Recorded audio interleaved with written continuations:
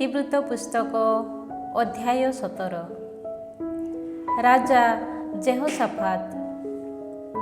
ଆସାଙ୍କ ସ୍ଥାନରେ ତାଙ୍କର ପୁତ୍ର ଜେହୋଶାଫାତ ରାଜ୍ୟ ଶାସନର ଦାୟିତ୍ୱ ଗ୍ରହଣ କଲେ ଓ ଇସ୍ରାଏଲ ବିରୁଦ୍ଧରେ ତାଙ୍କର ରାଜାଧିକାର ଦୃଢ଼ୀଭୂତ କଲେ। ଜୁଦାର ଦୁର୍ଗ ବିଶିଷ୍ଟ ନଗରୀ ସମୂହ, ଗ୍ରାମାଞ୍ଚଳ ତଥା ଏଫ୍ରାଇମ୍ ପ୍ରଦେଶରୁ ତାଙ୍କ ପିତା ଆସାଙ୍କ ଦ୍ୱାରା ଅଧିକୃତ ନଗରୀଗୁଡ଼ିକରେ ସେ ପ୍ରହରୀ ସୈନ୍ୟମାନଙ୍କୁ ସ୍ଥାପନ କଲେ। ତାଙ୍କ ପିତାଙ୍କ ଆଦ୍ୟକାଳୀନ ମାର୍ଗାବଳୀ ଅନୁସରଣ କରି, ଯେହେତୁ ସେ ବାଲ୍ ଦେବମାନଙ୍କର ସନ୍ଧାନ କଲେ ନାହିଁ, ସେହେତୁ ପ୍ରଭୁ ଜେହୋଶାଫାତଙ୍କ ସହବର୍ତ୍ତୀ ଥିଲେ। ସେ ନିଜ ପିତାଙ୍କ ଈଶ୍ୱରଙ୍କ ଅନ୍ୱେଷଣ କରି ତାହାଙ୍କ ଆଜ୍ଞାବଳୀର ଅନୁଗତ ହେଲେ ଓ ଇସ୍ରାଏଲର ମାର୍ଗାବଳୀ ଅନୁଯାୟୀ ଜୀବନଯାପନ କଲେ ନାହିଁ। ଅତଏବ ପ୍ରଭୁ ରାଜ୍ୟଟିକୁ ପୂର୍ଣ୍ଣ ଭାବେ ନିୟନ୍ତ୍ରଣାଧୀନ କରି ଜେହୋଶାଫାତଙ୍କ ହସ୍ତରେ ସମର୍ପଣ କଲେ ଏବଂ ସମଗ୍ର ଜୁଦା ତାଙ୍କ ନିକଟକୁ ଭେଟି ଆଣିଲେ। ଏହିପରି ସେ ବହୁ ସମ୍ପଦ ତଥା ସମ୍ଭ୍ରମ ଅର୍ଜନ କଲେ। ସେ ପ୍ରଭୁଙ୍କ ମାର୍ଗାବଳୀରେ ଅଟଳ ହୋଇ ରହିଲେ ଓ ଜୁଦାରୁ ଉଚ୍ଚ ପୂଜାସ୍ଥଳୀ ତଥା ଆସେରିମ୍ ପ୍ରତିମୂର୍ତ୍ତି ଗୁଡ଼ିକ ଅପସାରଣ କଲେ। ତାଙ୍କ ରାଜତ୍ୱର ତୃତୀୟ ବର୍ଷରେ ଜୁଦା ନଗରୀବାସୀମାନଙ୍କୁ ଶିକ୍ଷା ଦେବା ଉଦ୍ଦେଶ୍ୟରେ ବେନ୍‌ହାଇଲ୍, ଅବାଦିଆ, ସେଖାରିଆ, ନେଥାନେଲ ଓ ମିଖାଇଆ ନାମକ ଉପଦେଷ୍ଟାମାନଙ୍କୁ ସେ ପଠାଇଲେ। ସେମାନଙ୍କ ସହ ସେମାଇଆ, ନେଥାନିଆ, ସେବାଦିଆ, ଆସାହେଲ, ସେମିରାମୋତ, ଜେହୋନାଥାନ, ଆଦୋନିଆଜା, ତବିଜା ଓ ତବାଦନିଜା ନାମକ ଲେବୀୟ ଏବଂ ଏଲିଶାମା ତଥା ଜେହୋରାମ ନାମକ ଯାଜକମାନଙ୍କୁ ମଧ୍ୟ ସେ ପଠାଇଲେ। ଏହିମାନେ ପ୍ରଭୁଙ୍କ ବିଧିବିଧାନର ଗ୍ରନ୍ଥକୁ ସଙ୍ଗରେ ନେଇ ଜୁଦାରେ ଶିକ୍ଷା ଦେଲେ। ସେମାନେ ଜୁଦାସ୍ଥିତ ସମଗ୍ର ନଗରୀ ମଧ୍ୟ ଦେଇ ପରିକ୍ରମଣ କରି ଜନତାକୁ ଶିକ୍ଷା ଦେଲେ।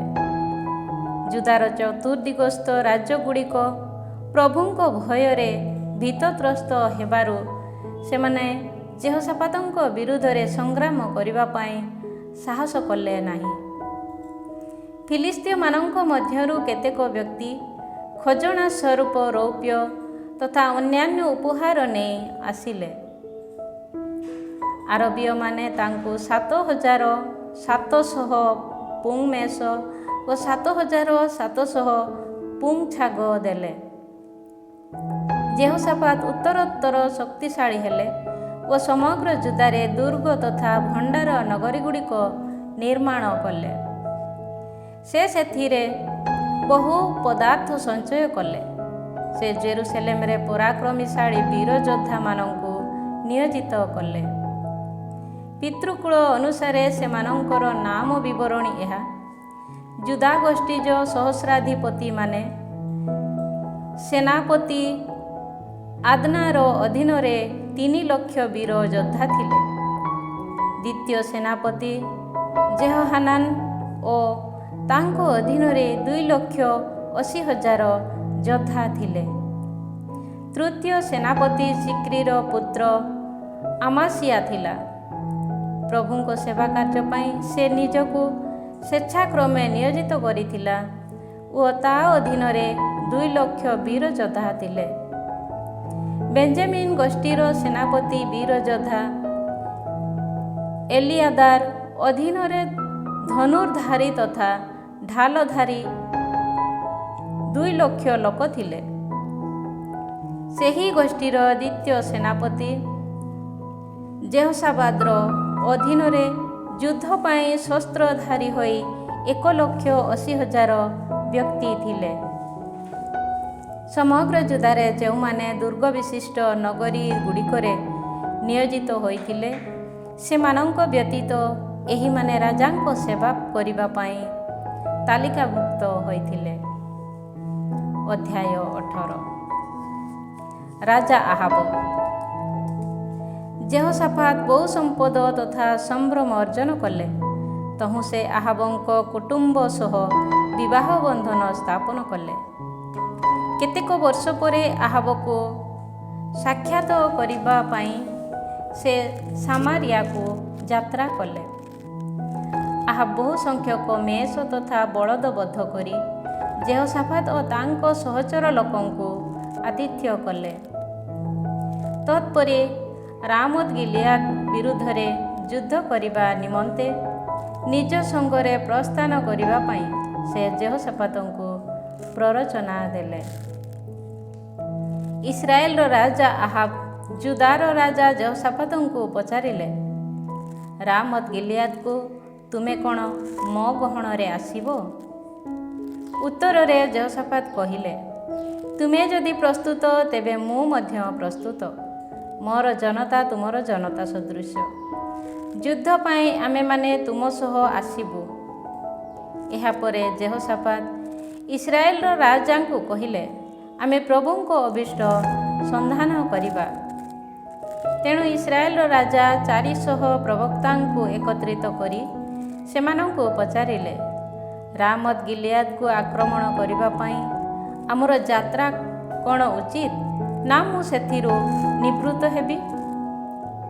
ଉତ୍ତରରେ ସେମାନେ କହିଲେ, ଯାଅ, ଈଶ୍ୱର ତାହା ରାଜାଙ୍କ ହସ୍ତରେ ସମର୍ପଣ କରିବେ। କିନ୍ତୁ ଯେହୋଶାଫାତ ପଚାରିଲେ, ପ୍ରଭୁଙ୍କ ଅଭୀଷ୍ଟ ସନ୍ଧାନ କରିବା ପାଇଁ ଏଠାରେ ତାଙ୍କର ଅନ୍ୟ କୌଣସି ପ୍ରବକ୍ତା କ'ଣ ନାହିଁ? ଇସ୍ରାଏଲର ରାଜା କହିଲେ, ପ୍ରଭୁଙ୍କର ଅଭୀଷ୍ଟ ସନ୍ଧାନ କରିବା ପାଇଁ ଏଠାରେ ଇମ୍ଳାର ପୁତ୍ର ମିଖାଇଆ ନାମକ ଅନ୍ୟ ଜଣେ ବ୍ୟକ୍ତି ମଧ୍ୟ ଅଛି।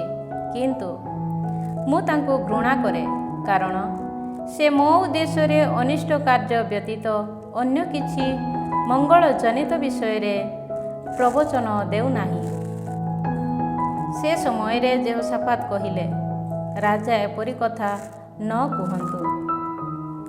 ଏହାପରେ ଇସ୍ରାଏଲର ରାଜା ଜଣେ ଭୃତ୍ୟୁଙ୍କୁ ଡାକି କହିଲେ, ଅବିଳମ୍ବେ ଇମ୍ଳାର ପୁତ୍ର ମିଖାଇଆକୁ ଏଠାକୁ ନେଇ ଆସ। ସେ ସମୟରେ ଇସ୍ରାଏଲର ରାଜା ଓ ଜୁଦାର ରାଜା ଯେହୋଶାଫାତ ରାଜକୀୟ ବସ୍ତ୍ର ପରିହିତ ହୋଇ ସାମାରିଆର ପ୍ରବେଶ ପଥ ସମୀପସ୍ଥ ଶସ୍ୟ ଖଳାରେ ନିଜ ନିଜର ସିଂହାସନରେ ଆସୀନ ହୋଇଥିଲେ ଏବଂ ପ୍ରବକ୍ତାମାନେ ସେମାନଙ୍କ ସମ୍ମୁଖରେ ପ୍ରବଚନ ଦେଇ ଠିଆ ହୋଇଥିଲେ। ପୁଣି କେନାନାର ପୁତ୍ର ସେଦେକିଆ ଲୌହ ନିର୍ମିତ ଏକ ସିଂହ ପରିଧାନ କରି କହିଲା, ପ୍ରଭୁ କହନ୍ତି, ଆରାମୀୟମାନେ ଯେ ପର୍ଯ୍ୟନ୍ତ ସମ୍ପୂର୍ଣ୍ଣ ଭାବେ ବିନଷ୍ଟ ହୋଇନାହାନ୍ତି, ସେ ପର୍ଯ୍ୟନ୍ତ ତୁମେ ସେମାନଙ୍କୁ ଏହାଦ୍ୱାରା ବିଦ୍ଧ କରିବ। ଅନ୍ୟ ପ୍ରବକ୍ତାମାନେ ମଧ୍ୟ ଏହିପରି ଭବିଷ୍ୟତବାଣୀ ଘୋଷଣା କରି କହିଲେ, ରାମୋତ ଗିଲିଆଦକୁ ଗମନ କରି ଜୟଯୁକ୍ତ ହୁଅ। ପ୍ରଭୁ ତାହା ରାଜାଙ୍କ ହସ୍ତରେ ସମର୍ପଣ କରିବେ। ଯିଏ ମିଖାଇଆକୁ ଡାକିବା ପାଇଁ ଯାଇଥିଲା, ସେହି ଦୂତ ତାକୁ କହିଲା, ସମସ୍ତ ପ୍ରବକ୍ତା ରାଜାଙ୍କ ଅନୁକୂଳରେ ଏକ ସ୍ୱରରେ ପ୍ରବଚନ ଦେଉଛନ୍ତି। ସେମାନଙ୍କ ଭଳି ତୁମର ବାକ୍ୟ ମଧ୍ୟ ଅନୁକୂଳ କଥା ହେଉ। କିନ୍ତୁ ମିଖାଇଆ କହିଲା, ଜୀବିତ ପ୍ରଭୁଙ୍କ ନାମରେ ମୁଁ କହି ରଖେ ଯେ, ମୋର ଈଶ୍ୱର ଯାହା କହିବେ ତାହା ହିଁ ମୁଁ କହିବି। ସେ ରାଜାଙ୍କ ସମ୍ମୁଖକୁ ଆସିଲା ବେଳେ ରାଜା ତାକୁ କହିଲେ, ହେ ମିଖାଇଆ, ରାମୋତ ଗିଲିଆଦ ବିରୁଦ୍ଧରେ ଯୁଦ୍ଧ କରିବା ପାଇଁ ଆମର ଯାତ୍ରା କ'ଣ ଉଚିତ, ନା ମୁଁ ସେଥିରୁ ନିବୃତ୍ତ ହେବି? ମିଖାଇଆ କହିଲା, ଯାଅ ଓ ଜୟଯୁକ୍ତ ହୁଅ। ପ୍ରଭୁ ସେମାନଙ୍କୁ ତୁମ ହସ୍ତରେ ସମର୍ପଣ କରିବେ। ରାଜା ତାକୁ କହିଲେ, ପ୍ରଭୁଙ୍କ ନାମରେ ମୋତେ ସତ୍ୟ ବ୍ୟତୀତ ଅନ୍ୟ କିଛି କୁହ ନାହିଁ ବୋଲି ମୁଁ ତୁମକୁ କେତେ ବାର କହିବି? ସେ ସମୟରେ ମିଖାଇଆ କହିଲା, ପାଳକବିହୀନ ମେଷ ସଦୃଶ ଇସ୍ରାଏଲୀୟ ଜନତା ପର୍ବତ ସମୂହ ଉପରେ ବିକ୍ଷିପ୍ତ ହୋଇ ଭ୍ରମଣ କରୁଥିବା ମୁଁ ଦେଖିବାକୁ ପାଇଲି। ପ୍ରଭୁ କହିଲେ, ଏମାନଙ୍କର କେହି ମୁନିବ ନାହାନ୍ତି, ତେଣୁ ଏମାନେ ଶାନ୍ତିରେ ନିଜ ଗୃହକୁ ଫେରିଯାଆନ୍ତୁ। ସେ ସମୟରେ ଇସ୍ରାଏଲର ରାଜା ଯେହୋଶାଫାତଙ୍କୁ କହିଲେ, ମୁଁ କ'ଣ ତୁମକୁ କହିନଥିଲି ଯେ ଏହି ବ୍ୟକ୍ତି ମୋ ସମ୍ପର୍କରେ କେବଳ ମନ୍ଦ ବ୍ୟତୀତ ମଙ୍ଗଳ ବିଷୟର ପ୍ରବଚନ ଦେଉନାହିଁ। ମିଖାଇଆ ପୁନରାୟ କହିଲେ, ତେଣୁ ପ୍ରଭୁଙ୍କ ବଚନ ଶୁଣ।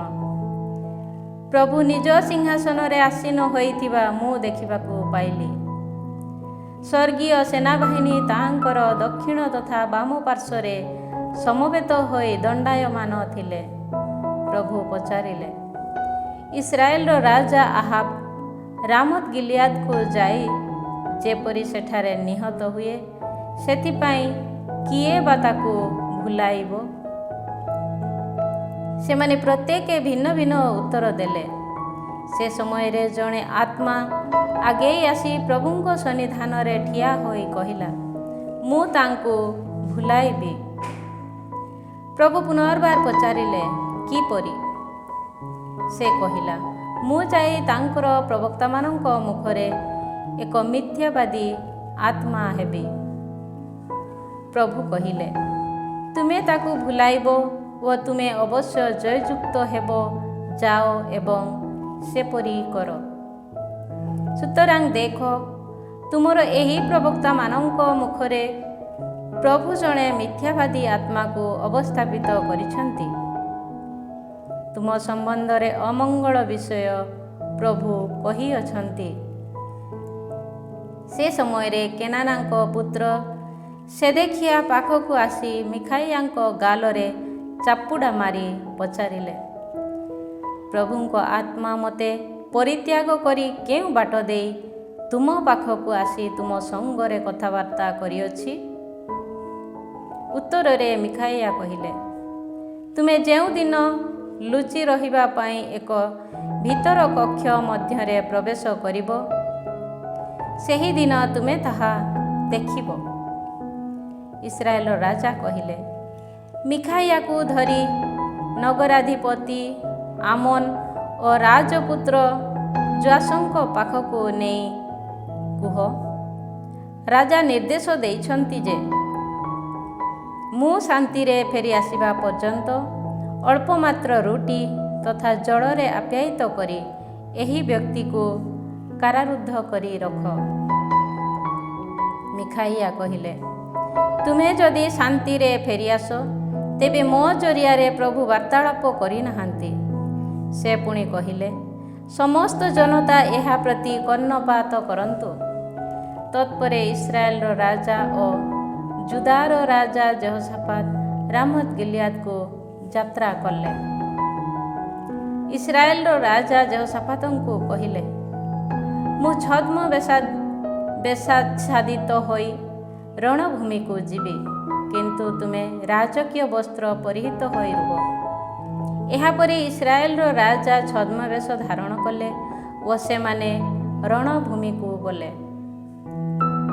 ଇସ୍ରାଏଲର ରାଜାଙ୍କ ବ୍ୟତୀତ ସାନ ବଡ଼ ଅନ୍ୟ କୌଣସି ବ୍ୟକ୍ତିଙ୍କ ସହ ଯୁଦ୍ଧ କର ନାହିଁ। ଆରାମୀୟ ରାଜା ନିଜ ରଥଗୁଡ଼ିକର ସେନାପତିମାନଙ୍କୁ ଏହି ନିର୍ଦ୍ଦେଶ ଦେଇଥିଲେ।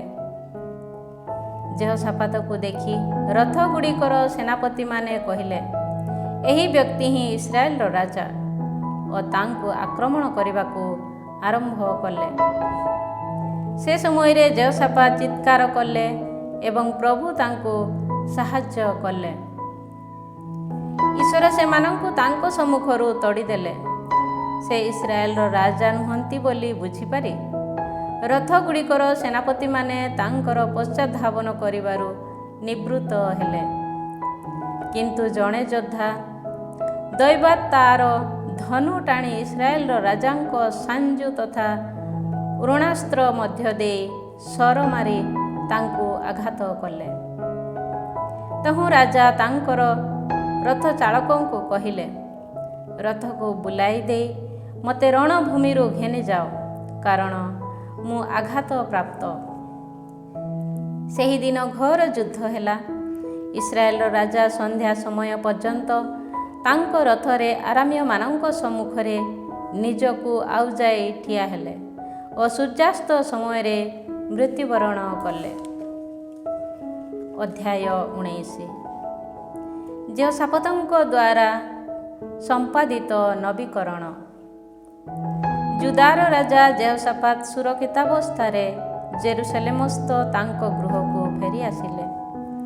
ସେ ସମୟରେ ହାନାନୀର ପୁତ୍ର ଦୂରଦର୍ଶୀ ଜେହୁ ତାଙ୍କ ସହ ସାକ୍ଷାତ କରିବା ପାଇଁ ବାହାରି ଆସି ତାଙ୍କୁ କହିଲା, ବିଧର୍ମୀମାନଙ୍କର ସହାୟ ହେବା ଓ ପ୍ରଭୁଙ୍କ ବିଦ୍ୱେଷକାରୀମାନଙ୍କୁ ସ୍ନେହ କରିବା କ'ଣ ତୁମ ପକ୍ଷେ ଉଚିତ? ତୁମର ଏହି କାର୍ଯ୍ୟ ଯୋଗୁଁ ପ୍ରଭୁଙ୍କ କୋପାନଳ ତୁମ ବିରୁଦ୍ଧରେ ପ୍ରଜ୍ୱଳିତ ହୋଇଛି। ତଥାପି ଦେଶରୁ ଆସେରା ପ୍ରତିମୂର୍ତ୍ତି ସବୁକୁ ବିତାଡ଼ିତ କରିଥିବା ଓ ଈଶ୍ୱରଙ୍କ ଅଭୀଷ୍ଟର ସନ୍ଧାନପୂର୍ବକ ଜୀବନଯାପନ କରିବା ପାଇଁ ଉଦ୍ୟତ ହୋଇଥିବା ହେତୁ ତୁମଠାରେ ଅଳ୍ପ ଉତ୍ତମତା ଦେଖାଯାଏ। ଯେହୋଶାଫାତ ଜେରୁସାଲେମରେ ଅବସ୍ଥାନ କଲେ। ସେ ପୁନରାୟ ବେର୍ସେବାଠାରୁ ଏଫ୍ରାଇମ୍ ପାର୍ବତ୍ୟାଞ୍ଚଳ ପର୍ଯ୍ୟନ୍ତ ଯାତ୍ରା କଲେ ଓ ଜନତାକୁ ପ୍ରଭୁ ସେମାନଙ୍କ ପିତୃପୁରୁଷମାନଙ୍କର ଈଶ୍ୱରଙ୍କ ସମୀପକୁ ଫେରାଇ ଆଣିବା ଉଦ୍ଦେଶ୍ୟରେ ଜୁଦାର ପ୍ରାଚୀର ପରିବେଷ୍ଟିତ ପ୍ରତ୍ୟେକ ନଗରୀଗୁଡ଼ିକରେ ସେ ନ୍ୟାୟାଧୀଶମାନଙ୍କୁ ନିୟୋଜିତ କଲେ। ସେ ସେମାନଙ୍କୁ କହିଲେ, ତୁମମାନଙ୍କର କାର୍ଯ୍ୟକଳାପ ସମ୍ବନ୍ଧରେ ବିଶେଷ ମନୋଯୋଗୀ ହୁଅ, କାରଣ ତୁମେମାନେ କୌଣସି ମନୁଷ୍ୟ ନାମରେ ନୁହେଁ ବରଂ ପ୍ରଭୁଙ୍କ ନାମରେ ବିଚାର କରୁଅଛ। ବିଚାର କରିବା ସମୟରେ ସେ ତୁମମାନଙ୍କର ସହବର୍ତ୍ତୀ ଅଟନ୍ତି। ସୁତରାଂ ବର୍ତ୍ତମାନ ପ୍ରଭୁଙ୍କ ଭୟ ତୁମ ଉପରେ ରହୁ ଓ ତୁମ କାର୍ଯ୍ୟ ପ୍ରତି ମନୋଯୋଗୀ ହୁଅ, କାରଣ ଅନୀତି, ପକ୍ଷପାତିତା କିମ୍ବା ଲାଞ୍ଚ ଗ୍ରହଣ ପାଇଁ ପ୍ରଭୁ ଆମ ଈଶ୍ୱର କ୍ଷମା ଦେବେ ନାହିଁ। ପ୍ରଭୁଙ୍କ ନାମରେ ବିଚାର କରିବା ଓ ତର୍କ ବିତର୍କ ବିଷୟର ମୀମାଂସା କରିବା ପାଇଁ ଯେହୋଶାଫାତ କେତେକ ଲେବୀୟ, ଯାଜକ ଓ ଇସ୍ରାଏଲୀୟ କୁଳପତିମାନଙ୍କୁ ଜେରୁସାଲେମରେ ନିଯୁକ୍ତ କଲେ। ସେମାନଙ୍କର ବିଚାର ସ୍ଥାନ ଜେରୁସାଲେମ ଥିଲା। ସେ ସେମାନଙ୍କୁ କହିଲେ, ପ୍ରଭୁଙ୍କ ପ୍ରତି ଭୟ ତଥା ବିଶ୍ୱସ୍ତତା ସହ ଓ ସମ୍ପୂର୍ଣ୍ଣ ହୃଦୟ ଦେଇ ତୁମେମାନେ ତୁମ କର୍ତ୍ତବ୍ୟ ପାଳନ କରିବ। ନିଜ ନଗରୀବାସୀ ତୁମ ଭ୍ରାତାମାନଙ୍କ ମଧ୍ୟରୁ କେହି କେବେ ରକ୍ତପାତ କିମ୍ବା ବିଧାନ, ଆଜ୍ଞା, ନିୟମ ବା ଅଧ୍ୟାଦେଶ ଗୁଡ଼ିକର ଲଙ୍ଘନ ସମ୍ବନ୍ଧୀୟ କୌଣସି ବିଷୟରେ ଅଭିଯୋଗ କରି ତୁମମାନଙ୍କର ନିକଟବର୍ତ୍ତୀ ହେଲେ, ପ୍ରଭୁଙ୍କ ସନ୍ନିଧାନରେ ସେମାନେ ଯେପରି ଦୋଷୀ ସାବ୍ୟସ୍ତ ନ ହୁଅନ୍ତି ଓ ସେହିପରି ତୁମେମାନେ ତଥା ତୁମ ଭ୍ରାତାମାନଙ୍କ ବିରୁଦ୍ଧରେ ପ୍ରଭୁଙ୍କ କୋପାନଳ ଯେପରି ପ୍ରଜ୍ୱଳିତ ନ ହୁଏ, ସେଥିସକାଶେ ତୁମେମାନେ ସେମାନଙ୍କୁ ସମୁଚିତ ଶିକ୍ଷା ପ୍ରଦାନ କରିବ। ତୁମେମାନେ ଯଦି ଏହି ନିର୍ଦ୍ଦେଶ ପାଳନ କରିବ, ତେବେ ଦୋଷୀ ସାବ୍ୟସ୍ତ ହେବ ନାହିଁ। ପ୍ରଭୁଙ୍କ ସମ୍ବନ୍ଧୀୟ ସମସ୍ତ କାର୍ଯ୍ୟରେ ନିଷ୍ପତ୍ତି ନେବା ପାଇଁ ମହାଯାଜକ ଆମାରିଆ ତୁମମାନଙ୍କର ତତ୍ତ୍ୱାବଧାରକ ହେବ ଓ ରାଜାଙ୍କ ସମ୍ବନ୍ଧୀୟ କାର୍ଯ୍ୟକଳାପରେ ନିଷ୍ପତ୍ତି ନେବା ପାଇଁ ଜୁଦା ଗୋଷ୍ଠୀର ଅଧିପତି ତଥା ଇସ୍ମାଏଲର ପୁତ୍ର ସେବାଦିଆ ତୁମମାନଙ୍କର ତତ୍ତ୍ୱାବଧାରକ ହେବ। ଲେବୀୟମାନେ ତୁମମାନଙ୍କର ସହାୟକ ହେବେ। ତୁମେମାନେ ସାହସପୂର୍ବକ ଆଚରଣ କର ଓ ପ୍ରଭୁ ନୀତିନିଷ୍ଠ ବ୍ୟକ୍ତିର ସହବର୍ତ୍ତୀ ହୁଅନ୍ତୁ। ଅଧ୍ୟାୟ 20। ଏଦୋମୀୟମାନଙ୍କ ବିରୁଦ୍ଧରେ ଯୁଦ୍ଧ। ଏହାପରେ ମୋଆବୀୟ, ଆମୋନୀୟ ତଥା ମେଉନୀୟମାନେ ଏକତ୍ରିତ ହୋଇ ଯେହୋଶାଫାତଙ୍କ ବିରୁଦ୍ଧରେ ଯୁଦ୍ଧ କରିବା ପାଇଁ ଆସିଲେ। କେତେକ ବ୍ୟକ୍ତି ଆସି ଯେହୋଶାଫାତଙ୍କୁ କହିଲେ, ସମୁଦ୍ର ଅପର ପାର୍ଶ୍ୱସ୍ଥ ଏଦୋମରୁ ଏକ ବିଶାଳ ସୈନ୍ୟବାହିନୀ ତୁମ ବିରୁଦ୍ଧରେ ଆସୁଛନ୍ତି। ସେମାନେ ବର୍ତ୍ତମାନ ହାସାସନ ତାମାର ଅର୍ଥାତ୍ ଏନ୍‌ଗେଦିରେ ଆସି ପହଞ୍ଚିଛନ୍ତି। ଏହା ଶୁଣି ଯେହୋଶାଫାତ ଭୟବିହ୍ୱଳ ହେଲେ। ପ୍ରଭୁଙ୍କ ସାହାଯ୍ୟ ସନ୍ଧାନ କରିବା ପାଇଁ ନିଷ୍ପତ୍ତି ନେଇ ସାରା ଜୁଦାରେ ଗୋଟିଏ ଉପବାସର ଦିନ ସେ ବିଜ୍ଞାପନ କଲେ। ଜୁଦାବାସୀମାନେ ପ୍ରଭୁଙ୍କ ସାହାଯ୍ୟ ସନ୍ଧାନ କରିବା ଉଦ୍ଦେଶ୍ୟରେ ଏକତ୍ରିତ ହେଲେ ଓ ପ୍ରଭୁଙ୍କ ଅଭୀଷ୍ଟ ସନ୍ଧାନ କରିବା ପାଇଁ ସେମାନେ ଜୁଦାର ସମସ୍ତ ନଗରୀରୁ ଆସିଲେ। ପ୍ରଭୁଙ୍କ ଆଳୟ ସମ୍ମୁଖସ୍ଥ ନୂତନ ପ୍ରାଙ୍ଗଣରେ ସମ୍ମିଳିତ ଜୁଦା ତଥା ଜେରୁସଲେମବାସୀମାନଙ୍କ ମଧ୍ୟରେ ଦଣ୍ଡାୟମାନ ହୋଇ ଯେହୋଶାଫାତ ସେମାନଙ୍କୁ ସମ୍ବୋଧନ କରି କହିଲେ, ପ୍ରଭୁ ଆମ ପିତୃପୁରୁଷମାନଙ୍କର ହେ ଈଶ୍ୱର, ତୁମେ କ'ଣ ସ୍ୱର୍ଗସ୍ଥ ଈଶ୍ୱର ନୁହଁ? ଜାତି ସକଳର ସମସ୍ତ ରାଜ୍ୟ ଉପରେ ତୁମେ କ'ଣ ରାଜୁତି କରୁନାହଁ? ତୁମ ହସ୍ତ ପରାକ୍ରମୀ ତଥା ଶକ୍ତିଶାଳୀ ଅଟେ, ସୁତରାଂ କେହି କେବେ ତୁମକୁ ପ୍ରତିରୋଧ କରିପାରିବ ନାହିଁ। ହେ ଆମମାନଙ୍କର ଈଶ୍ୱର, ତୁମର ସଜନ ଇସ୍ରାଏଲ ସମ୍ମୁଖରୁ ଏହି ଦେଶବାସୀମାନଙ୍କୁ ବିତାଡ଼ିତ କରି ତୁମ ମିତ୍ର ଆବ୍ରାହାମଙ୍କ ବଂଶଧରମାନଙ୍କୁ ତାହା ଏକ ଶାଶ୍ୱତ ଉତ୍ତରାଧିକାରାଂଶ ରୂପେ ତୁମେ କ'ଣ ପ୍ରଦାନ କରିନାହଁ? ସେମାନେ ତନ୍ମଧ୍ୟରେ ଅବସ୍ଥାନ କରି ତୁମ ଉଦ୍ଦେଶ୍ୟରେ ଏକ ଦେବାଳୟ ନିର୍ମାଣ କଲେ, କାରଣ ସେମାନେ କହିଥିଲେ, ଖଡ଼୍ଗ, ଶାସ୍ତି, ବିଧାନ, ମହାମାରୀ, ଦୁର୍ଭିକ୍ଷ ପ୍ରଭୃତି ଯେକୌଣସି ଅନିଷ୍ଟ କାର୍ଯ୍ୟ ଯଦି ସଂଗଠିତ ହୁଏ ଓ ତୁମର ନାମ ସଂସ୍ଥାପିତ ହୋଇଥିବା ଏହି ଦେବାଳୟରେ ତୁମ ସନ୍ନିଧାନକୁ ଆସି ଆମମାନଙ୍କର ସଙ୍କଟ ଯୋଗୁଁ ତୁମ ସନ୍ନିଧାନରେ ଆମେ ଯଦି ପ୍ରାର୍ଥନା କରିବୁ, ତେବେ ତୁମେ ଆମ ପ୍ରାର୍ଥନା ପ୍ରତି କର୍ଣ୍ଣପାତ କରି ଆମକୁ ରକ୍ଷା କରିବ। ଇସ୍ରାଏଲ ଇଜିପ୍ଟରୁ ବାହାରି ଆସିବା ବେଳେ ଯେଉଁମାନଙ୍କୁ ଆକ୍ରମଣ କରିବା ପାଇଁ ତୁମେ ଇସ୍ରାଏଲକୁ ଅନୁମତି ଦେଇନାହଁ ଓ ଯେଉଁମାନଙ୍କୁ ଇସ୍ରାଏଲ ଆକ୍ରମଣ କରି ବିନାଶ କରିନାହିଁ, ସେହି ଆମୋନୀୟ, ମୋଆବୀୟ ତଥା ସେଇର ପର୍ବତବାସୀମାନେ ଉତ୍ତରାଧିକାର ରୂପେ ଅଧିକୃତ ହେବାକୁ ଆମ ପ୍ରତି ତୁମ ଦ୍ୱାରା ପ୍ରଦତ୍ତ ଦେଶରୁ ଆମକୁ ତଡ଼ି ଦେବା ପାଇଁ ଆସିଛନ୍ତି। ଦେଖ, ଏହା ହେଉଛି ଆମ ପ୍ରତି ସେମାନଙ୍କ ଦ୍ୱାରା ପ୍ରଦତ୍ତ ପ୍ରତିଫଳ। ହେ ଆମମାନଙ୍କ ଈଶ୍ୱର, ତୁମେ କ'ଣ ସେମାନଙ୍କ ଉଦ୍ଦେଶ୍ୟରେ ନ୍ୟାୟ ବିଚାର କରିବ ନାହିଁ? ଆମକୁ ଆକ୍ରମଣ କରିବା ପାଇଁ ଆସୁଥିବା ଏହି ବିଶାଳ ଜନତା ବିରୁଦ୍ଧରେ ଆମେମାନେ ଶକ୍ତିହୀନ। ଯାହା କରିବା ଉଚିତ ତାହା ଆମେ ଜାଣୁନାହୁଁ, କିନ୍ତୁ ଆମ ଚକ୍ଷୁ ତୁମ ଅଭିମୁଖରେ ଉତ୍ତୋଳିତ ହୋଇ ରହିଛି। ସେ ସମୟରେ ସେମାନଙ୍କ ଶିଶୁ, ପତ୍ନୀ ତଥା ସନ୍ତାନମାନଙ୍କ ସମେତ ଜୁଦାବାସୀ ପୁରୁଷ ବ୍ୟକ୍ତି ଗଣ ପ୍ରଭୁଙ୍କ ସନ୍ନିଧାନରେ ଦଣ୍ଡାୟମାନ ଥିଲେ। ସେତେବେଳେ ପ୍ରଭୁଙ୍କ ଆତ୍ମା ଜନମଣ୍ଡଳୀ ମଧ୍ୟରେ ଦଣ୍ଡାୟମାନ ଆସାଫ ବଂଶଜ ଲେବୀୟ ଜେହାସିଏଲ ଉପରେ ଅବତରଣ କଲେ। ଏହି ଜେହାସିଏଲ ସେଖାରିଆର, ସେଖାରିଆ ବେନାଇଆର, ବେନାଇଆ ଜେଇଏଲର ଓ ଜେଇଏଲ ମାତାନିଆର ପୁତ୍ର ଥିଲା। ସେ କହିଲା, ଜୁଦା ତଥା ଜେରୁସଲେମବାସୀ, ହେ ବ୍ୟକ୍ତିଗଣ ଓ ରାଜା ଯେହୋଶାଫାତ ଶୁଣ। ପ୍ରଭୁ ତୁମମାନଙ୍କୁ କହନ୍ତି, ଏହି ବିପୁଳ ଜନତା ସକାଶେ ଭୟବିହ୍ୱଳ କିମ୍ବା ଭୟଚକିତ ହୁଅ ନାହିଁ। ତୁମେମାନେ ନୁହଁ, ବରଂ ସ୍ୱୟଂ ପ୍ରଭୁ ସଂଗ୍ରାମ କରିବେ। ଆସନ୍ତାକାଲି ସେମାନଙ୍କ ବିରୁଦ୍ଧରେ ଯାତ୍ରା କର। ସେମାନେ ସିସର ଉଠାଣିଆ ପଥ ଦେଇ ଆରୋହଣ କରି ଆସିବେ।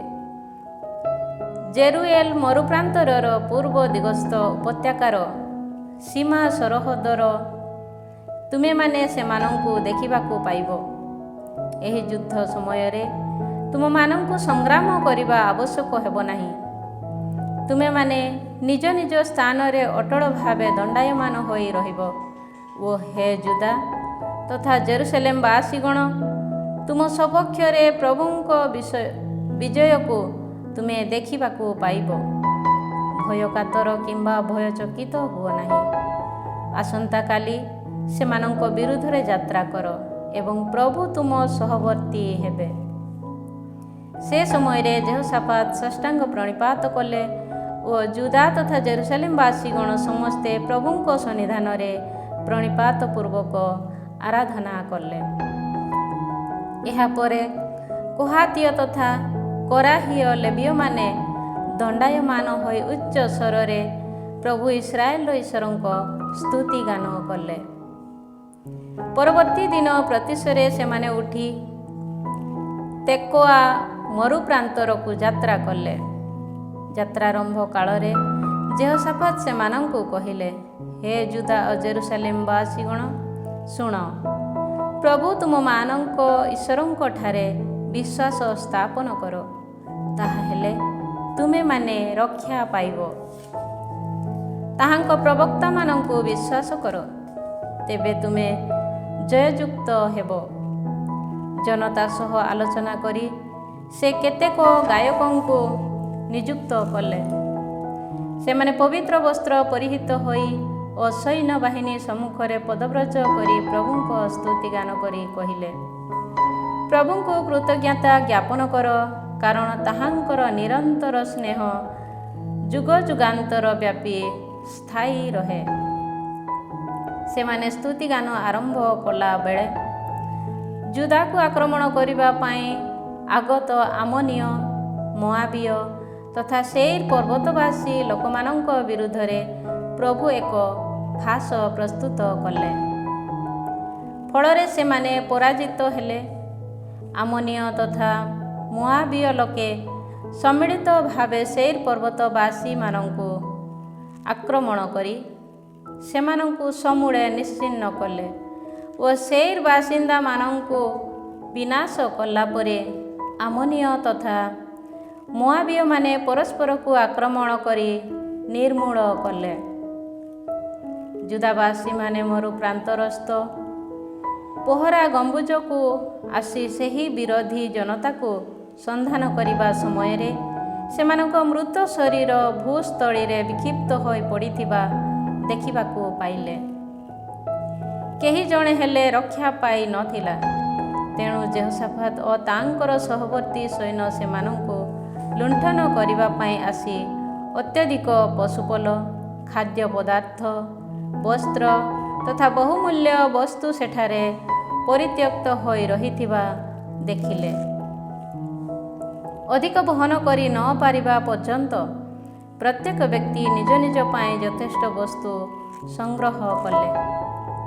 ସେଠାରେ ଏପରି ପ୍ରଚୁର ବସ୍ତୁ ରହିଥିଲା ଯେ ସେ ସମସ୍ତ ଲୁଣ୍ଠନ କରିବା ପାଇଁ ସେମାନେ ସେଠାରେ 3 ଦିନ ଧରି ରହିଲେ। ଚତୁର୍ଥ ଦିବସରେ ସେମାନେ ବେରାକା ଉପତ୍ୟକାରେ ଏକତ୍ରିତ ହୋଇ ପ୍ରଭୁଙ୍କର ସ୍ତୁତିଗାନ କଲେ। ଫଳରେ ସେ ସ୍ଥାନ ବେରାକା ଉପତ୍ୟକା ନାମରେ ଅଭିହିତ ହେଲା। ନିଜ ଶତ୍ରୁମାନଙ୍କ ଉପରେ ପ୍ରଭୁଙ୍କ ଦ୍ୱାରା ପ୍ରଦତ୍ତ ବିଜୟ ଯୋଗୁଁ ଜୁଦା ଓ ଜେରୁସାଲେମବାସୀମାନେ ଆହ୍ଲାଦ ପୂର୍ବକ ଯେହୋଶାଫାତଙ୍କ ନେତୃତ୍ୱରେ ଜେରୁସାଲେମକୁ ଫେରିଗଲେ। ବୀଣା, ସାରଙ୍ଗ ତଥା ଭେରୀ ବାଦନ ପୂର୍ବକ ସେମାନେ ଜେରୁସାଲେମସ୍ଥ ପ୍ରଭୁଙ୍କ ଆଳୟକୁ ଆସିଲେ। ଇସ୍ରାଏଲର ଶତ୍ରୁମାନଙ୍କ ବିରୁଦ୍ଧରେ ପ୍ରଭୁ ଯେ ସଂଗ୍ରାମ କରିଛନ୍ତି, ଏହି ବୃତ୍ତାନ୍ତ ଶୁଣିପାରି ଚତୁଃପାର୍ଶ୍ୱସ୍ଥ ସମସ୍ତ ଜନତା ଈଶ୍ୱରଙ୍କ ଭୟରେ ବିହଳିତ ହେଲେ। ଏହିପରି ଯେହୋଶାଫାତଙ୍କ ରାଜ୍ୟ ଶାନ୍ତିପୂର୍ଣ୍ଣ ହୋଇ ରହିଲା ଓ ତାଙ୍କ ରାଜ୍ୟର ସୀମା ସରହଦରେ ଈଶ୍ୱର ତାଙ୍କୁ ଶାନ୍ତି ପ୍ରଦାନ କଲେ। ଯେହୋଶାଫାତ ଜୁଦା ଉପରେ ରାଜୁତି କଲେ। ରାଜ୍ୟ ଶାସନର ପ୍ରାରମ୍ଭରେ ତାଙ୍କୁ 35 ବର୍ଷ ବୟସ ହୋଇଥିଲା ଓ ଜେରୁସାଲେମରେ 25 ବର୍ଷ ବ୍ୟାପୀ ସେ ରାଜୁତି କଲେ। ଶିଲହିର କନ୍ୟା ଆସୁବା ତାଙ୍କର ମାତା ଥିଲା। ତାଙ୍କ ପିତା ଆସାଙ୍କ ମାର୍ଗାବଳୀର ଅନୁସରଣ କରି ସେ ଜୀବନଯାପନ କଲେ ଓ ସେଥିରୁ କିଛି ହିଁ ବିମୁଖ ହେଲେ ନାହିଁ। ପ୍ରଭୁଙ୍କ ସନ୍ନିଧାନରେ ସେ ନ୍ୟାୟ କାର୍ଯ୍ୟ ସାଧନ କଲେ। ତଥାପି ଉଚ୍ଚ ପୂଜାସ୍ଥଳୀ ସମୂହ ଅପସାରିତ ହେଲା ନାହିଁ, କାରଣ ସେମାନଙ୍କ ପିତୃପୁରୁଷମାନଙ୍କ ଈଶ୍ୱରଙ୍କ ପ୍ରତି ସମ୍ପୂର୍ଣ୍ଣ ହୃଦୟ ସହକାରେ ଆସକ୍ତ ହେବା ପାଇଁ ଜନତା ସ୍ଥିର ମନା ହୋଇନଥିଲା। ଇସ୍ରାଏଲର ରାଜାମାନଙ୍କ ପୁସ୍ତକରେ ସଂଗୃହୀତ ହୋଇଥିବା ହନାନୀର ପୁତ୍ର ଜେହୁଙ୍କ ଇତିବୃତ୍ତ ପୁସ୍ତକରେ ଯେହୋଶାପାତଙ୍କ ଦ୍ୱାରା ସମ୍ପାଦିତ ଅନ୍ୟ ସମସ୍ତ କାର୍ଯ୍ୟକଳାପ ଆରମ୍ଭରୁ ଶେଷ ପର୍ଯ୍ୟନ୍ତ ଲିପିବଦ୍ଧ ହୋଇଛି। ଏହାପରେ ଜୁଦାର ରାଜା ଯେହୋଶାପାତ ଇସ୍ରାଏଲର ରାଜା ଆହାସିଆଙ୍କ ସହ ମୈତ୍ରୀ ସ୍ଥାପନ କଲେ। ଆହାସିଆ ଜଣେ ଦୁଷ୍କର୍ମୀ ଥିଲେ। ତାର୍ସିସକୁ ଜଳଯାତ୍ରା କରିବା ପାଇଁ ସେ ଆହାସିଆଙ୍କ ସହ ଜାହାଜ ସବୁ ନିର୍ମାଣ କଲେ। ସେମାନେ ସେହି ଜାହାଜ ସମୂହକୁ ଏସିୟଲ ଗେବେରରେ ନିର୍ମାଣ କଲେ। ସେ ସମୟରେ ମାରେସେବାସୀ ଦଦାବାହୁର ପୁତ୍ର ଏଲିଏସର ଯେହୋଶାପାତଙ୍କ ବିରୁଦ୍ଧରେ ପ୍ରବଚନ ଦେଇ କହିଲେ, ଆହାସିଆଙ୍କ ସହ ମୈତ୍ରୀ ସ୍ଥାପନ କରିବା ହେତୁ ତୁମେ ଯାହା ନିର୍ମାଣ କଲ, ପ୍ରଭୁ ତାହା ବିନଷ୍ଟ କରିବେ। ସେହି ଜାହାଜଗୁଡ଼ିକ ବିନଷ୍ଟ ହେଲା ଓ ଫଳରେ ସେମାନେ ତାର୍ସିସକୁ ଯାତ୍ରା କରିପାରିଲେ ନାହିଁ। ଅଧ୍ୟାୟ 21। ରାଜା ଜେହୋରାମ। ଯେହୋଶାପାତ ତାଙ୍କ ପିତୃପୁରୁଷମାନଙ୍କ ସଙ୍ଗରେ ମହାନିଦ୍ରାରେ ଶୟନ କଲେ ଏବଂ ସେମାନଙ୍କ ସଙ୍ଗରେ ଦାବିଦଙ୍କ ନଗରୀରେ ସମାଧିସ୍ଥ ହେଲେ। ତାଙ୍କର ପୁତ୍ର ଜେହୋରାମ ତାଙ୍କ ସ୍ଥାନରେ ରାଜ୍ୟ ଶାସନର ଦାୟିତ୍ୱ ଗ୍ରହଣ କଲେ। ଯେହୋଶାପାତଙ୍କ ପୁତ୍ର ଜେହୋରାମଙ୍କ ଭ୍ରାତାମାନେ ଆସାରିଆ, ଜେହିଏଲ, ସେଖାରିଆ, ଆସାରିଆ, ମିଖାଏଲ ଓ ସେଫାତିଆ ଏମାନେ ସମସ୍ତେ ଜୁଦାର ରାଜା ଯେହୋଶାପାତଙ୍କ ପୁତ୍ର ଥିଲେ। ସେମାନଙ୍କର ପିତା ସେମାନଙ୍କୁ ରୌପ୍ୟ, ସ୍ୱର୍ଣ୍ଣ, ବହୁମୂଲ୍ୟ ବସ୍ତୁ ଓ ଜୁଦାର ଦୁର୍ଗ ପରିବେଷ୍ଟିତ ନଗରୀ ପ୍ରଭୃତି ପ୍ରଚୁର ବିଷୟ ଉପହାର ଦେଲେ। କିନ୍ତୁ ଜେହୋରାମ ତାଙ୍କର ପ୍ରଥମ ଜାତ ପୁତ୍ର ହୋଇଥିବାରୁ ରାଜ୍ୟଟିକୁ ସେ ତାଙ୍କ ହସ୍ତରେ ସମର୍ପଣ କଲେ। ତାଙ୍କ ପିତାଙ୍କର ସିଂହାସନାରୋହଣ କରି ତାଙ୍କ ଅଧିକାରକୁ ସୁରକ୍ଷିତ କଲା ପରେ ଜେହୋରାମ ତାଙ୍କ ଭ୍ରାତାମାନଙ୍କୁ ଓ ଇସ୍ରାଏଲର କେତେକ ଶାସକଙ୍କୁ ନିଧନ କଲେ। ରାଜା ହେବା ବେଳେ ଜେହୋରାମଙ୍କୁ 32 ବର୍ଷ ବୟସ ହୋଇଥିଲା ଓ ସେ ଜେରୁସଲେମରେ 8 ବର୍ଷ ବ୍ୟାପୀ ରାଜୁତି କଲେ। ଆହାବଙ୍କ ଗୃହର ଦୃଷ୍ଟାନ୍ତ ଅନୁସରଣ କରି ସେ ଇସ୍ରାଏଲର ରାଜାମାନଙ୍କ ମାର୍ଗାବଳୀରେ ବିଚରଣ କଲେ, କାରଣ ସେ ଆହାବଙ୍କ କନ୍ୟାକୁ ବିବାହ କରିଥିଲେ। ସେ ପ୍ରଭୁଙ୍କ ଦୃଷ୍ଟିରେ ମନ୍ଦ କାର୍ଯ୍ୟ ସାଧନ କଲେ। ତଥାପି ଦାବିଦଙ୍କ ସହ ସାଲିସ ବ୍ୟବସ୍ଥା ବିଧାନ ଯୋଗୁଁ ତାଙ୍କର ଗୃହକୁ ବିନଷ୍ଟ କରିବା ପାଇଁ ପ୍ରଭୁ ଅନିଚ୍ଛୁକ ହେଲେ। କାରଣ ଦାବିଦଙ୍କୁ ଓ ତାଙ୍କର ବଂଶଧରମାନଙ୍କୁ ଏକ ଶାଶ୍ୱତ ପ୍ରଦୀପ ପ୍ରଦାନ କରିବା ପାଇଁ ପ୍ରଭୁ ପ୍ରତିଶ୍ରୁତି ଦେଇଥିଲେ। ଜେହୋରାମଙ୍କ ରାଜତ୍ୱରେ ଏଦୋମୀୟମାନେ ଜୁଦାର କର୍ତ୍ତୃତ୍ୱ ବିରୁଦ୍ଧରେ ବିଦ୍ରୋହ କରି ସେମାନଙ୍କ ଜଣେ ରାଜାଙ୍କୁ ସେମାନଙ୍କ ପାଇଁ ନିୟୋଜିତ କଲେ। ତହୁଁ ଜେହୋରାମ ତାଙ୍କ ସେନାପତି ତଥା ରଥ ସମୂହ ସମେତ ସେମାନଙ୍କ ବିରୁଦ୍ଧରେ ଯାତ୍ରା କଲେ। ତାଙ୍କୁ ଓ ତାଙ୍କର ରଥ ଚାଳକମାନଙ୍କୁ ବେଷ୍ଟନ କରିଥିବା ଏଦୋମୀୟମାନଙ୍କୁ ସେ ରାତ୍ରି କାଳରେ ଆଘାତ କଲେ। ତଥାପି ଏଦୋମୀୟମାନେ ଏପର୍ଯ୍ୟନ୍ତ ଜୁଦାର ଆଧିପତ୍ୟକୁ ପ୍ରତିରୋଧ କରି ଅବସ୍ଥାନ କରନ୍ତି। ତାଙ୍କ ପିତୃପୁରୁଷମାନଙ୍କ ପ୍ରଭୁ ଈଶ୍ୱରଙ୍କୁ ଉପେକ୍ଷା କରିଥିବା ଯୋଗୁଁ ସେହି ଦିନମାନଙ୍କରେ ଲିବ୍ନା ମଧ୍ୟ ଜେହୋରାମଙ୍କ ଅଧିକାର ବିରୁଦ୍ଧରେ ବିଦ୍ରୋହ କରି ଉଠିଲେ। ଏତଦ୍‌ବ୍ୟତୀତ ଜୁଦାର ପାର୍ବତ୍ୟାଞ୍ଚଳରେ ଉଚ୍ଚ ପୂଜାସ୍ଥଳୀ ସମୂହ ନିର୍ମାଣ କରି ଜେରୁସଲେମବାସୀମାନଙ୍କୁ ଅବିଶ୍ୱସ୍ତ ହେବା ପାଇଁ ସେ ପ୍ରରୋଚନା ଦେଲେ ଓ ଜୁଦାବାସୀମାନଙ୍କୁ ବିଭ୍ରାନ୍ତ କଲେ। ସେ ସମୟରେ ପ୍ରବକ୍ତା ଏଲିଜାଙ୍କ ଦ୍ୱାରା ଲିଖିତ ଏକ ପତ୍ର ସେ ପାଇଲେ। ସେଥିରେ ଏହିପରି ଲିପିବଦ୍ଧ ହୋଇଥିଲା। ପ୍ରଭୁ ତୁମ ପିତା ଦାବିଦଙ୍କ ଈଶ୍ୱର କହନ୍ତି, ତୁମ ପିତା ଜେହୋଶାଫାତଙ୍କ କିମ୍ବା ଜୁଦାର ରାଜା ଆସାଙ୍କ ମାର୍ଗାବଳୀକୁ ତୁମେ ଅନୁସରଣ କରିନାହଁ, ବରଂ ତୁମେ ଇସ୍ରାଏଲର ରାଜାମାନଙ୍କ ଦୃଷ୍ଟାନ୍ତର ଅନୁଗାମୀ ହୋଇଛ। ଆହାବ ଇସ୍ରାଏଲକୁ ଅବିଶ୍ୱସ୍ତ କରାଇଥିବା ଅନୁଯାୟୀ ତୁମେ ଜୁଦା ଓ ଜେରୁସାଲେମବାସୀମାନଙ୍କୁ ଅବିଶ୍ୱସ୍ତତା ଆଡ଼କୁ କଢ଼ାଇଅଛ।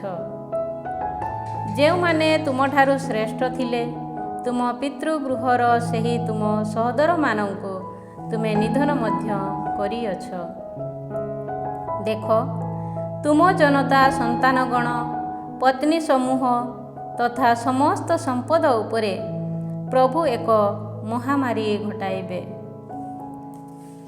ତୁମର ଅନ୍ତଃସ୍ଥଳୀ କଠୋର ବ୍ୟାଧି ପ୍ରପୀଡ଼ିତ ହୋଇ ତୁମେ ମଧ୍ୟ ରୋଗଗ୍ରସ୍ତ ହେବ ଓ ତାହା ଦିନକୁ ଦିନ ବୃଦ୍ଧିପ୍ରାପ୍ତ ହୋଇ ସେହି ଅନ୍ତଃସ୍ଥଳୀର କେତେକ ଅଂଶ ବାହାରିବାକୁ ଆରମ୍ଭ କରିବ। ଇଥିଓପୀୟମାନଙ୍କ ସମୀପବାସୀ ଫିଲିସ୍ତୀୟ ତଥା ଆରବୀୟମାନଙ୍କ କ୍ରୋଧାଗ୍ନିକୁ ପ୍ରଭୁ ଜେହୋରାମଙ୍କ ବିରୁଦ୍ଧରେ ପ୍ରଜ୍ୱଳିତ କରାଇଲେ। ସେମାନେ ଆସି ଜୁଦା ଆକ୍ରମଣ କଲେ ଓ ରାଜାଙ୍କ ଗୃହରେ ଦେଖିବାକୁ ପାଇଥିବା ସମସ୍ତ ସମ୍ପଦ, ତାଙ୍କର ପୁତ୍ରଗଣ ତଥା ପତ୍ନୀମାନଙ୍କୁ ଅଧିକାର କରି ସେମାନେ ପ୍ରସ୍ଥାନ କଲେ। ତାଙ୍କର କନିଷ୍ଠତମ ପୁତ୍ର ଜେହୋଆଶ ବ୍ୟତୀତ ଅନ୍ୟ କେହି ଅବଶିଷ୍ଟ ରହିଲା ନାହିଁ।